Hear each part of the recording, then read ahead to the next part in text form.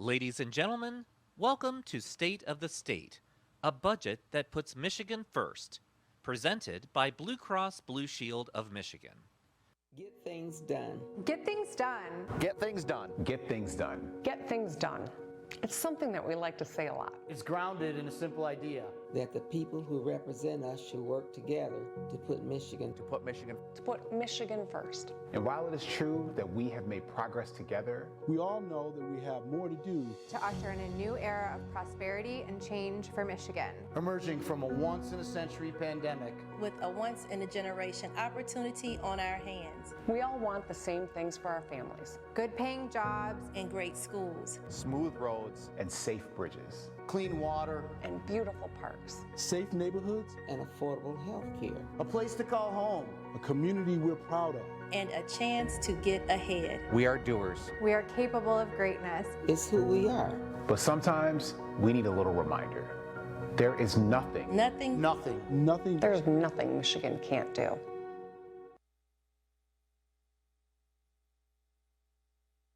Please welcome the President and Chief Executive Officer of the Detroit Regional Chamber, Sandy Barua. Well, good afternoon. On behalf of the Board of Directors and the staff of the Detroit Regional Chamber, I'm delighted to welcome you to our annual State of the State session with Michigan's Chief Executive, Governor Gretchen Whitmer. I'm delighted you have taken time from your very busy schedules, or perhaps picking up that last-minute Valentine's Day gift for that someone special, to join this conversation with our governor. Focused on Michigan's state budget, a budget that the governor has entitled A Budget That Puts Michigan First.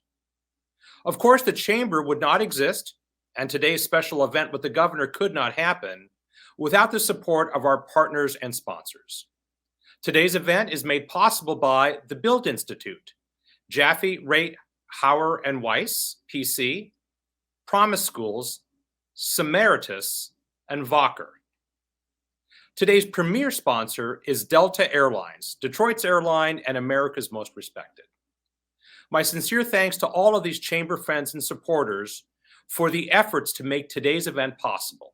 We are grateful for the support and for all of the work these organizations do for our community. Today's presenting sponsor for today's event is a longtime chamber friend and partner, Blue Cross Blue Shield of Michigan. Blue Cross Blue Shield of Michigan is engaged in so many positive community efforts across the state of Michigan, and especially so during this unique and scary pandemic period. And I'm proud to have such a special relationship with the Blue Cross organization and its CEO, Dan Lepp, who I'll be turning this program over to in just a moment. You know, we certainly live in interesting times. Political polarization, a 100-year pandemic that stubbornly lingers, long-term and short-term economic challenges, and public service grows more difficult with each passing year. I want to personally thank Governor Whitmer and her family for their commitment to public service in these challenging times. I am looking forward to today's conversation, as I know you are. And to get us started, please welcome my friend, President and Chief Executive Officer of Blue Cross Blue Shield of Michigan, Mr. Dan Lepp. Please welcome President and Chief Executive Officer of Blue Cross Blue Shield of Michigan, Dan Lepp. Sandy, thanks so much, and thank all of you for joining us today. It's my pleasure to introduce the governor today as she provides an overview of the 2023 state budget. I think, as I reflect since taking office in 2019, the governor has worked relentlessly to build a stronger Michigan and putting people first in unbelievable times during this pandemic, a once in a lifetime or once in two lifetime pandemics. Governor Whitmer's leadership has driven a wide range of improvements, 20,000 automotive jobs that have been created. And the first time an auto plant's been opened in the city of Detroit in 30 years. More than 13,000 lane miles and 900 bridges have been repaired. Auto insurance reform has been passed and signed by the governor. Small businesses have received relief, and jobs have been retained here in Michigan. And the largest investment in education the largest investment in education in our state's history, has been made 3 years in a row, interestingly enough, without raising taxes.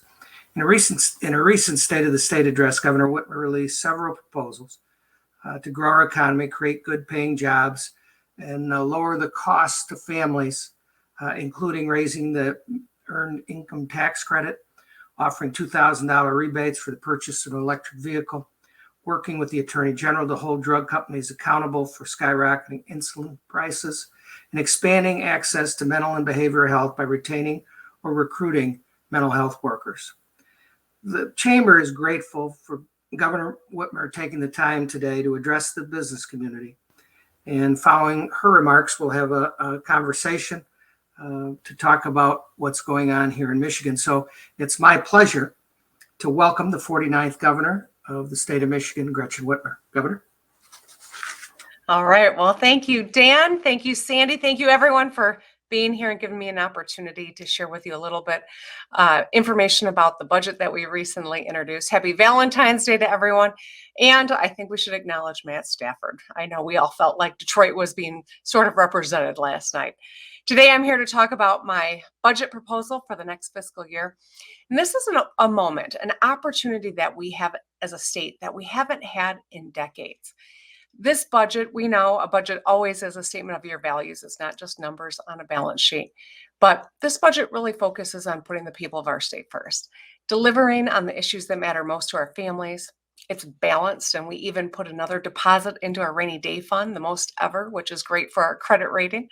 And it does not raise taxes 1 cent. In fact, it gives us the opportunity to make our tax code more fair for seniors and working families. So I'm grateful for the input and support that so many business leaders gave in developing this budget. We worked closely together.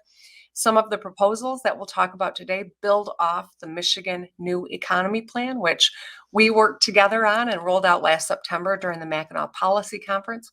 And I want to thank the business community for their work. We worked together and we accomplished something no one thought we could, and that was the economic development package we got through the legislature last fall. It was business leaders, it was labor leaders, it was utility leaders, it was Republicans and Democrats coming together. And now Michigan's got a much more competitive opportunity as we seek to get investment into our state that benefits every one of us. Budgets are about values, and this one I think is very clear. We value getting our students and keeping our students in person in school and giving our educators more resources to make sure that our kids are successful. Value tax fairness, and fairness for seniors and working people has been built into this budget. Every community needs safe and reliable bridges, roads, and water infrastructure. Every Michigander needs a real opportunity to prosperity. And every family deserves to feel safe, whether they're out and about in the community or in their own homes. The budget that I'm proposing will help us build a strong, growing economy. Together, we can power our small businesses, invest in our communities, and expand opportunities for every Michigander. So my top priority is growing our economy. And the good news is we have momentum. We have gotten 220,000 people back into the workforce in 2021. And we took Michigan from a projected $3 billion deficit. That is May of 2020. Our economists were saying we would have a $3 billion deficit because of the pandemic. To today, we boast a $7 billion surplus. It's a huge opportunity for us. We can tackle some of the biggest economic challenges that our families, communities, and small businesses are facing. One of the things I know about the people of Michigan, we are hardworking, and I know we can make investments that directly address economic concerns like inflation. We can build on contribution that we are all making to our economy and create opportunities to earn more. So what this budget proposal does is it cuts taxes for seniors and hardworking families, helps small businesses and local economies fill open positions, ensures Michiganders have skills to get good paying, in-demand jobs. It'll help us win transformational projects that create thousands of jobs and secure our leadership position in manufacturing. So first, let's talk about cutting taxes and lowering costs.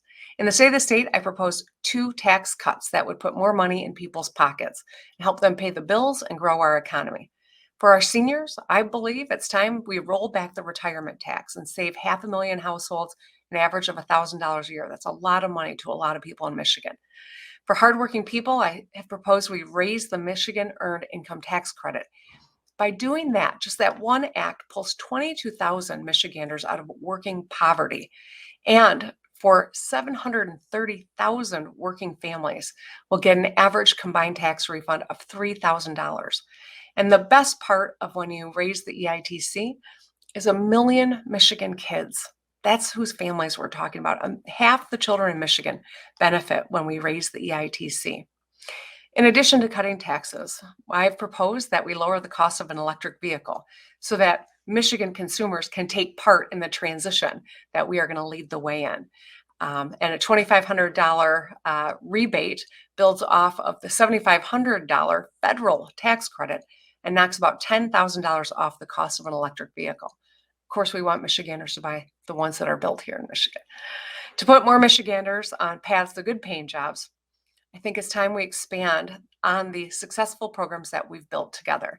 Let's fund the Michigan Reconnect, put more money into a program that we established that puts anyone 25 and older on a tuition-free path to higher education and skills training. We can expand workforce training programs, increase slots for pre-apprenticeship programs, remove employment barriers for low-income Michiganders, and set up a jobs court, which is an innovative program offering nonviolent, low-level offenders jobs with local partnering businesses. These programs help employers fill job openings and raise wages for workers. And when we're successful on this front, we'll get closer to meeting our 60 by 30 goal that I set in my first State of the State. Since I announced that goal, our rate has increased 4%, so we're up to 49%. That's 49% of our adults with a post-secondary certificate or degree by 2030. We're making progress. The pandemic didn't help, but we're moving forward, and this is a goal that I know we all share. To grow our economy, we can build on the bipartisan progress that we made late last year that contributed to us landing a $7 billion investment from General Motors, creating 4,000 new good-paying jobs.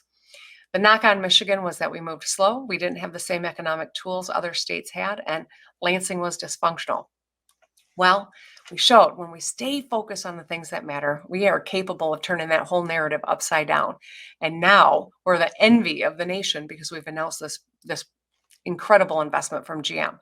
There's more on the horizon, and that's why it's so important that we put more money into this transformational economic development fund that we created. I think it's also important that we invest in our startup ecosystem and deliver grants directly to small businesses so we can help our main streets thrive. And cutting permit times by hiring more oversight staff so we can safely speed up big projects. And finally, this budget puts more money in workers' pockets too. We're hardworking people, and we know a good paying job is about having enough to provide for our families. It's also about respect. And that's why I'm proposing bonuses for first responders and frontline employees who stayed on the front line to protect the rest of us while we were trying to stay safe at home from the virus. Michiganders have been working hard before the pandemic, through the pandemic, and these particular Michiganders, we need to show our appreciation, reward for them for their work, so we can draw more people into this important line of work. So these plans sound big, it's because they are. Let's talk about education. This budget will put Michigan students first, makes the biggest state education increase in 20 years without raising taxes. We're putting $1 billion into school infrastructure over the next few years. These are dollars that can be used to improve air and water quality in our schools, build and renovate classrooms, computer labs, common areas. It can improve classroom experience and help students learn. To recognize school staff and encourage them to stick with our kids, I'm also proposing a $2,000 bonus for every single school employee this fall, and another $2,000 if they return in the fall of 2023. I'm also proposing additional bonuses up to $11,000 in total for teachers and certified staff like social workers and nurses if they stick with their district for the next 4 years. Parents know that the person in front of their kid's classroom is absolutely crucial. And so we need to recruit thousands of top-notch educators for every classroom in Michigan. and hundreds more on-campus mental health professionals. And finally, let's continue piloting our Tri-Share childcare program, which splits the cost of high-quality childcare 3 ways: between families, the state, and the employer. I encourage you to spread the word about this innovative program so we can keep growing it. Now let's talk about fixing the roads. I know no one's surprised to hear me talk about roads. Since I took office, we've repaired, rebuilt, or rehabilitated over 13,000 lane miles of road and over 900 bridges. 82,000 people at work in the process. We've made huge progress. There's still a lot more to do. We are undoing decades of underinvestment. So Michigan will be receiving billions over the next 5 years from the Infrastructure Investment and Jobs Act. I set up the Michigan Infrastructure Office to help coordinate these dollars, because I know together we can invest in key projects that uplift local economies. This year, I've proposed investing $6.3 billion into state and local roads, bridges, airports, transit, and rail programs, the largest transportation budget in our history. It's $1 billion more than last year because of these federal resources. I think it's really important we use these federal resources to install more electric vehicle chargers as well, all across the state, and improve our much-loved state and local parks. This budget also makes substantial investments in water infrastructure. We can be prepared for freeway flooding like we saw last summer when we enhanced generators at water pumping stations to keep roads clear. And let's protect safe drinking water. We can replace more lead service lines, repair failing septic systems, and clean up contaminated sites. I want to talk about healthy communities. This budget includes investments to improve the overall health of families and communities all across Michigan. So when we improve access to dental services for the 3 million Michiganders covered by Medicaid and Healthy Michigan plans, this lowers their risk of long-term health conditions, prevents life-threatening infections, alleviates persistent pain, helps people succeed at work and school, and be safer and more comfortable. I've also proposed building a new psychiatric complex and expand access to behavioral health services by boosting capacity and forgiving student loans of more mental health professionals. And public safety. This budget has investments to keep families and communities safe. Let's fund local communities to help them hire more police officers, firefighters, EMS, and more. Let's launch a campaign to retain and recruit more first responders and Michigan State police troopers. And let's address a wide range of crime, including cybercrime, price gouging, unemployment fraud, and use these federal funds to tackle the backlog in our court system and get illegal guns off the street. These are highlights of what is an incredible opportunity for our state. As I said, in May of 2020, just a couple months into the pandemic, our economists were projecting a $3 billion deficit. On top of everything else we were confronting, that was just a devastating blow. Through good management, we've gotten our credit rating upgraded in the middle of all the stuff that we had to negotiate. We've gotten incredible federal support thanks to a number of members of our congressional delegation and the administration in Washington, D.C. And we now have a real opportunity. A lot of other Midwestern states have already deployed all the federal resources they've received so far. We haven't. We need to be very strategic in how we utilize one-time dollars as opposed to the ongoing resources. But with this budget, we have an opportunity to really get our state on a path to prosperity, a competitive edge, unlike anything we've had in a long time. And I'm really excited about this moment. But your voices are really important. You helped inform a lot of the work that's reflected in this budget. But as you all know, I introduced the budget, and now the legislature starts their work. And they need to hear from you. And so I am eager to continue working very closely with all of you to ensure we get a budget that isn't about one perspective or another, but really reflects what we as a state need to do in this moment. So thank you so much for giving me a little bit of your time. I'm looking forward to the questions. This next segment is sponsored by Delta Airlines. And to moderate the discussion, welcome back Dan Lepp. Governor, how are you this afternoon? I'm good, Dan. It's good. I stayed up a little later than usual and watched the Super Bowl. So yeah, well, it was fun to watch Matthew I can remember when we first met when he was 19 or 20 years old. Times have changed and good for him. So it was you felt like you were part of it, to your point. Absolutely. We got Coney Kit from American Coney Island and supported Detroit Children's Charity in the process. So we had good Detroit dogs, watched our former Detroit Lions and a Lions quarterback, and it was a good night. Yeah, it was. It was. There's a lot to talk about in the budget, but I think there's a couple of issues that the members are really, I'm sure, very curious about. And so let's start with the Ambassador Bridge. Yeah. This has been a crazy couple of weeks, and you were right in the middle of it and played a role in eventually fixing it.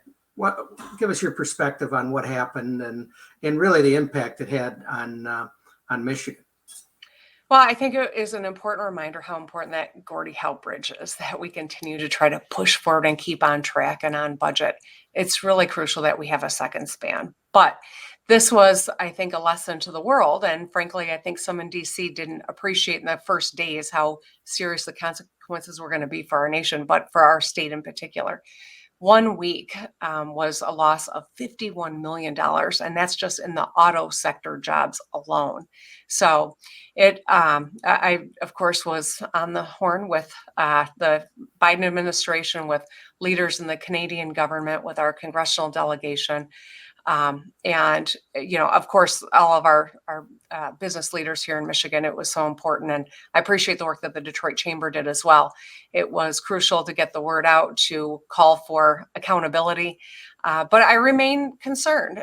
We have seen this illegal activity bring our economy to, the brink. And I think that's why we can't make any assumptions. We cannot let these events like this go unchallenged. We have to make sure that people understand if you're going to do something illegal and create damage in the economy, we won't let it stand, no matter what the cause or what the substance of the quote unquote debate is. If you're going to unlawfully block international trade, it will not stand.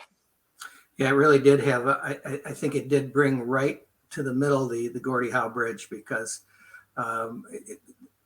in really us understanding how important that is. Let's go to issue number 2, but it might really be in the end issue number 1 is General Motors making a $7 billion investment in the state. And I know you were right in the middle of that, and I think people are very curious about how that played out, how it started, and obviously it's a huge win for the state of Michigan. Well, I think actually I'll give the Detroit Chamber some credit. We had a sit down with General Motors when we were up on Mackinac this past fall, and said we want you to keep investing in Michigan. We want you to grow in your home state. No matter what you are thinking about, don't ever write us off. Give us the opportunity. And we worked very closely with leaders in the chamber, member leaders in the chamber as well. Both sides of the aisle, as I said, labor leaders as well as business leaders, to make sure that we have the tools we need to be competitive. Michigan now is, we're being considered for a number of opportunities. And I think it's because the world saw how serious we are, but also what unique things we have to offer. Rick Wallace from KLA will tell you he has a better time recruiting people to Washtenaw County, Michigan than to Silicon Valley. We got a high quality of life. We got a low cost of living. We got incredible universities and more engineers per capita than anywhere else. I mean, we've got a lot of strengths, but we've got to do a good job telling our own story. We've got to work together, and we've always got to put our economic growth front and center and take the politics out of it. So all of that hard work that we did, building relationships with General Motors, with Mary Barra. I know she loves Michigan, but she leads a company who's got to make strategic decisions. I think we were able to show the value in what we offer, and they know and appreciate it. And we're just really thrilled. And this shows, when we announced it, we had the leadership from the legislature, both sides of the aisle. We came together, and if we can continue to focus on really strengthening our economy and creating opportunity, we're going to be able to get a lot more done. And I think we'll land additional transformative projects here in Michigan. Yeah, I would just from my own experience over the last probably five years or so, um, being able to recruit to Michigan is it's never easy because there's a lot of competition, uh, but Michigan has become really much more interesting to national recruiting, and we've done much better in bringing people into Michigan. I think that's true in most businesses, which I think is a reflection of how the state's improving. Mm-hmm. I think too, we've got to be really strategic and make sure that Michigan's a place where people want to come and build their lives, right? Where young talent wants to make their lives. And as we think about community and placemaking and all this fresh water that makes us so unique, we've got a powerful story to tell, but we have to be strategic in how we market ourselves and the policies that we, you know, promote, because this is a moment where we really have to think about how do we grow our population? How do we ensure that talent comes to Michigan and our great Michigan talent stays in Michigan? And I guess that leads into the probably, you keep talking about things that are most important to Michigan, and there's a lot of them. And so I guess I'll move to education. And you talked about it in your remarks about the investment that you and what the legislature has invested in education over the last 3 years without a tax increase, of how important that is, and how we reap the benefits over years and years if you do it right. Yeah, we know that we were quickly coming to a place where we had more people retiring in education than going into it. That was pre-pandemic, and certainly the pandemic has exacerbated that. And that's why we're working with our experts and our educators and our parents. We thought that it made a lot of sense to build a bonus structure to keep great educators staying in the classroom and staying working in our schools, and to make a commitment for the next few years while we recruit and encourage more people to go into education. So this budget gives us an opportunity to do all of those things. We know that even in the midst of all the tough stuff of the last 2 years, we leveled that differential between the poorest districts and the wealthiest districts when we created the same per pupil foundation allowance. And we did that in the middle of a pandemic, in the middle of all the other ugliness that we've been confronting. We closed that gap. And 4 governors before me tried to close the gap. We got it done in the middle of all this with a legislature that, they were great partners on that front. And I'm really proud of that. We also have built equity in, but focusing on wrapping our kids with support. We all say kids are resilient, and they are. But the fact of the matter is, the last few years have certainly taken a toll on our youngest Michiganders, as it has on every one of us. Wrapping them with support to overcome this disruption of a global pandemic and get our kids on track is crucial. And I think this budget it's really informed by the science and the input of experts in ways that I think we'll see will help us reach that goal. And I know the business community shares that goal too. Yeah, as a grandparent of a 7 and 5-year-old in the Royal Oak schools, it's appreciated, and how important it is as an employer to invest in education, because down the road, 15 and 20 years from now, that will pay dividends on who we're hiring, who we can hire, and the opportunities for those people. And so we don't think about it, but it has impact 15 and 20 years down the road. Yep. And I think, the chamber has been a great partner. I would acknowledge that, where there are opportunities to expand on the TRI-SHARE child care initiative, it's really working very well in some communities. We've got much more work to do without question, but where the employer, the employee, and the state divide the cost of childcare in threes, it's really making a difference and helping people get back into the workforce, working families who want to get back in the work. Anyway, I just was encouraging people who are listening in and chamber members and chamber leadership to love to expand TRI-SHARE, which is the opportunity to fund childcare for working families. The state would pick up a third, and the employer does a third, and the employee, the parent, does a third. It's a great chance to help more people get back into the workforce, because we know childcare is a real barrier for a lot of people. I guess that's not in my notes, but it is you talked about the earned income tax credit and how important that is. And that goes back, it's interesting when you go to the history, and I've been around long enough to remember the history that it was never a partisan issue. It was actually John Engler was a big supporter of the earned income tax credit, and how important that is to lift people out of, and kids, you mentioned 1 million kids are impacted by your proposal. That's a big deal. Yeah, and this was, this is a segment of our population that's working, right? They're working hard, they're working long hours, and they cannot get their head above water.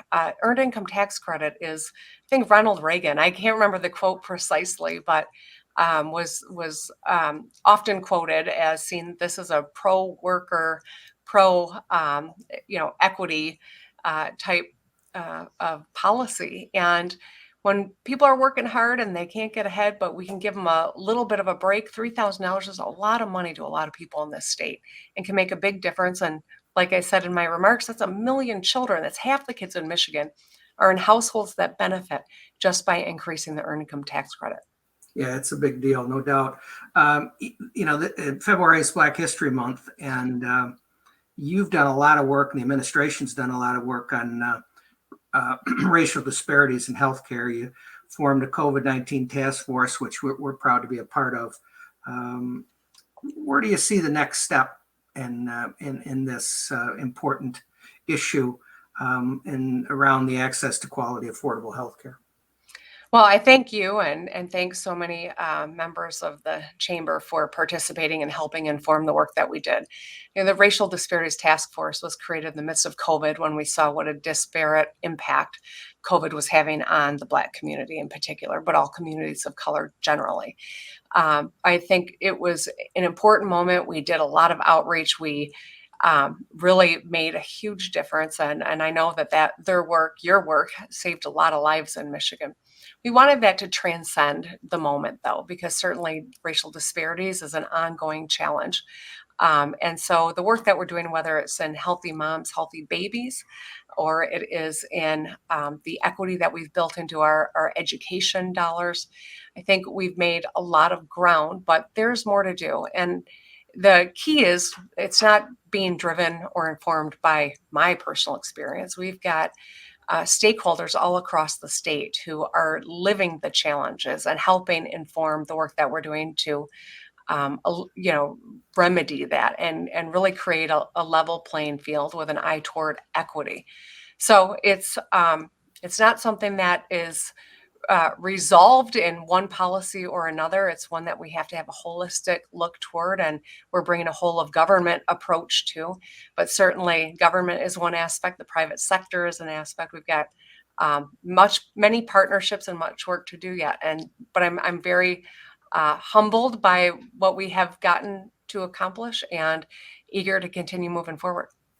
Yeah, it's we spent a lot of time with our physician partners and working together, and even the unconscious bias issue, which is a big deal. I think we've trained about 8,000 or 10,000 physicians at this point, and willfully, and they were glad to be a part of it. And those are the types of things we got to continue to do, because you can't stop. It's got to continue, and we got to continue to be impactful. So I appreciate the job that the administration's doing. Let's talk about infrastructure a little bit. You've created the Michigan Infrastructure Office, working on a ton of infrastructure issues, and there are a ton of them around, pipes and drinking water and bridges and roads. What's that mean moving into the future? You talked a little bit about it in your remarks. Well, we're making a lot of progress. So, out of the blocks, I proposed a solution that would have given us the ability to address all of the local and state trunk lines and bridges. That wasn't something that the legislature embraced at the time, so we moved forward with a bonding plan. We've gotten a lot of work done in the first year of the bond that was this year. More importantly, we've been able to do a lot of the planning. I share that because with all these infrastructure dollars that are coming in, which we didn't anticipate, we couldn't have predicted, we didn't know that was happening. But because of the bonding, we've done a lot of the groundwork so that when these resources come in, we can deploy them. And I think we're going to be able to move fast. And so in my State of the State, I reminded folks, when you see those orange barrels, number one, slow down. We know that there are a lot of people who are working really hard to rebuild our infrastructure, but these are dangerous jobs. And sadly, we lose people doing these jobs every year because of distracted driving or people not paying attention. So slow down. Number two, those orange barrels, remember, it's a sign of progress. We're moving dirt and we are fixing these. I said dam roads, but I would say dams and roads now, and bridges and water infrastructure. So I was in Washington, D.C. with the National Governors Association a couple of weeks ago, chatted with Secretary Buttigieg, and they had just released the 400 pages of guidance. As my budget director, who's with us today, likes to acknowledge, with these federal dollars, we have flexibility, but not discretion. So we're studying to make sure that we leverage every dime that comes to the state. I know that our local partners, whether it's Warren Evans or it is Mayor Duggan, they are doing the same, because we want to make sure that where there are opportunities for us to work together and leverage every dime and dig once, that we are being as smart as anyone. And a lot of that work is being done because we have had a focus on infrastructure. And with all the flooding events that we've had, we all know, especially in Southeast Michigan, how crucial it is that we have short-term fixes as well as the long-term strategy. Yeah, and you're right about orange barrels are good, actually. There's no doubt about it. And I witnessed it yesterday coming across 14 Mile after my grandson's basketball game, 14 and I-75. That is a great example of the progress that's been made over the last year or two. Let's talk about childcare. And you talked about it a little bit in your remarks. And your budget proposal, it's got pretty significant, or will have pretty significant impact around childcare. You want to talk about it a little bit? Yeah. So, one of the things that I was really intentional about during my State of the State was, it was a very short State of the State, 22 minutes. I think I spent half the time talking about the bipartisan work that we've been able to do. And I think it's important for people to hear that. Number one, because in this environment, it really feels like everything is so polarizing and political and destructive, and it's discouraging. And I understand why people are exhausted after 2 years of a pandemic and a lot of the ugliness around politics and political debate, etc. So I thought it was important to show we've gotten a lot of good stuff done together. Whether it's the economic development work or the incredible education budget we got done early last year, or I say early, but really means on time for schools. It was important to acknowledge we've made headway when it comes to childcare as well. So we've made historic investments in our youngest Michiganders. I think that one of the biggest was fully funding the Great Start Readiness Program. And my budget that I've just introduced last week continues that work. I think it's really important to give every child a solid foundation for long-term success.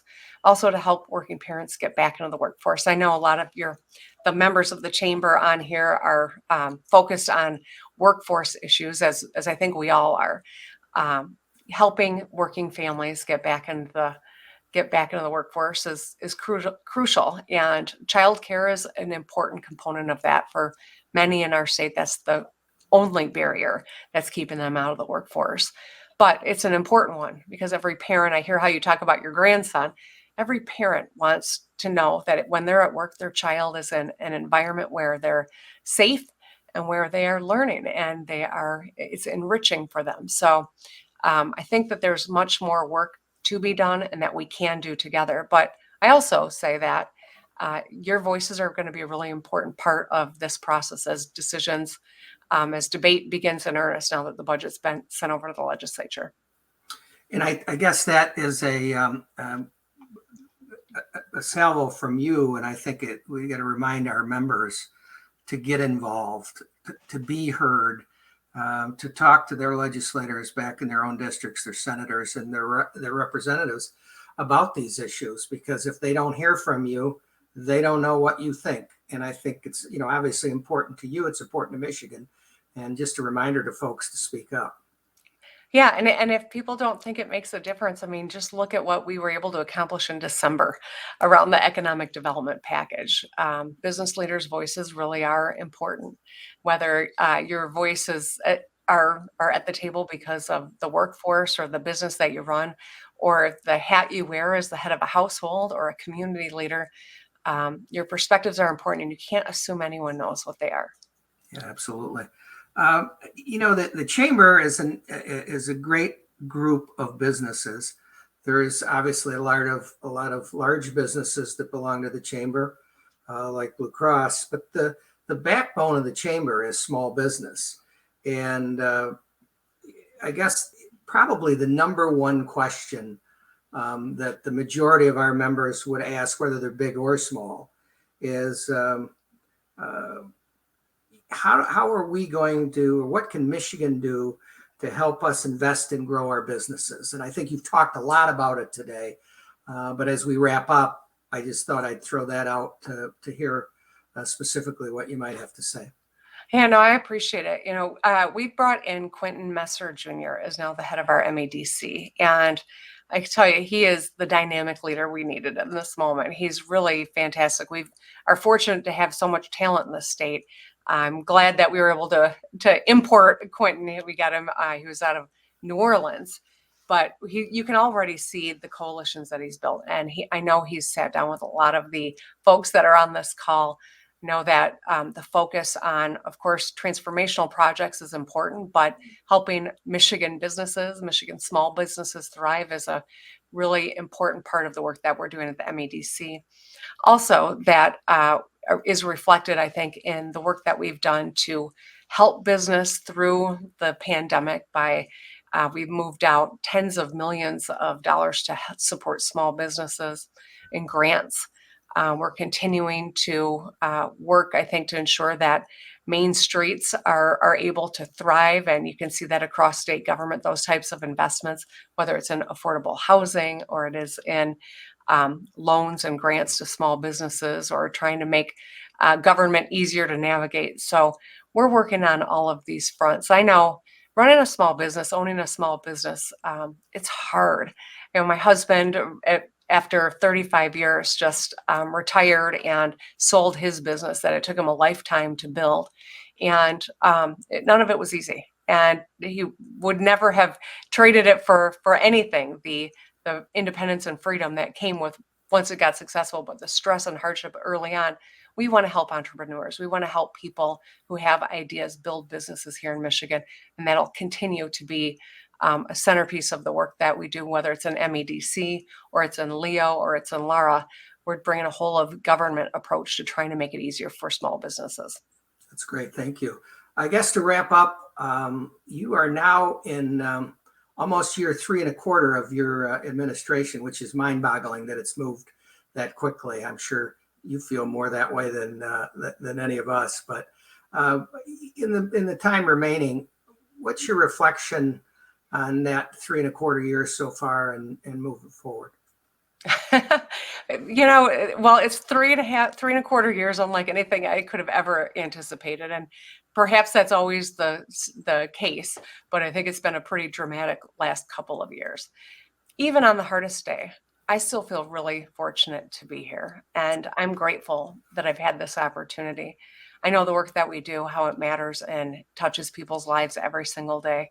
And we're making great progress. I'm excited about where I think we can be headed next. And that will continue to keep me centered and me focused on what really matters. All the other noise out there can be distracting. And that's why we got to tune it out and stay focused on what really matters to people. And it's those kitchen table issues that I talked about in my State of the State that are reflected in this budget. And I think we're on the precipice of some really great things with resources we haven't had to work with in decades in this state. And your partnership is really important. We can set a stage for all of our success in the state of Michigan. And that's the goal. That's awesome. Thanks, Governor. Thanks for your time. As always, I enjoy these conversations, and I think it was really insightful for the membership. And thanks so much for doing this. And I'm going to turn it back to Sandy. Great. Thanks so much, Dan. Thank you for everything that you do. Thank you for being with us today and your elegant handling of the conversation with our governor. And Governor, thank you. Thank you for being with us. Thank you for sharing your vision. And of course, thank you for your leadership during these really unusual times. We are so grateful for everything that you do. And we're so grateful that you take your valuable time to spend time with the members of the Detroit Regional Chamber. And we are gratified about so many things that are in your budget. And we look forward to working closely with you and your team to expand education and talent opportunities for the next generation of Michiganders, to expand the earned income tax credit, to prepare our economy for the next generation of mobility, including electric vehicles, autonomous vehicles, and expanding our high-tech manufacturing sector. And I'm really glad you also mentioned distracted driving, because that's another thing that I know we're all working on together to see if we can get that done in Michigan. So Governor, thank you for everything that you do for us. Thank you for spending your time with us. And to Chamber members who have joined us today, thank you for your valuable time. Thank you for your support of our organization and the work that we do. And we look forward to seeing you on March 24th when our attention turns to the state of our region. With that, good afternoon, everyone. Dan, Governor, thank you. Take care. Have a good day. Thank you.